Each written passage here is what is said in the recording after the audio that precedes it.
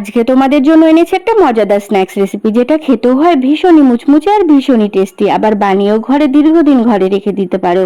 এই মজাদার স্ন্যাক্সটা বানানোর জন্য প্রথমে 4 থেকে 5 ঘন্টা আগে ভিজিয়ে রাখা মুগ ডালটা ভালো করে ধুয়ে একটা পেস্ট বানিয়ে নিয়ে তার মধ্যে গোলমরিচ গুঁড়ো, বিট নুন, 2 চামচ মতো সাদা তেল দিয়ে সবকিছু ভালোভাবে মিশিয়ে নিয়ে পরিমাণ মতো ময়দা দিয়ে ভালো করে ময়দাটা মেখে নেব। আমি এখানে কোনো জল অ্যাড করিনি। তোমরাও কিন্তু এখানে ডালটা ভালো করে জল ঝরিয়ে ডালের পেস্টটা বানানোর চেষ্টা করবে। এবার একটা রুটির মতো লেচি কেটে নিয়ে প্রথমে রুটির মতো বেলে নিয়ে ওপর দিয়ে মেশানো ঘি আর কর্নফ্লাওয়ার দিয়ে দুপাশটা ভালোভাবে ফোল্ড করে আবারও কর্নফ্লাওয়ার দিয়ে দুদিকটা ফোল্ড করে বেলে নিতে হবে।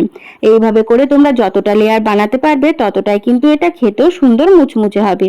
এইভাবে সবগুলো সেম প্রসেসে বেলে কেটে নিয়ে প্রথমে কিছুক্ষণ লো ফ্লেমে, তারপর মিডিয়াম টু লো ফ্লেমে ভেজে নিলেই তৈরি বিকেলের খাবার মতো মজাদার এবং টেস্টি একটা স্ন্যাক্স রেসিপি, যেটা দেখতেও হয় ভীষণই সুন্দর আর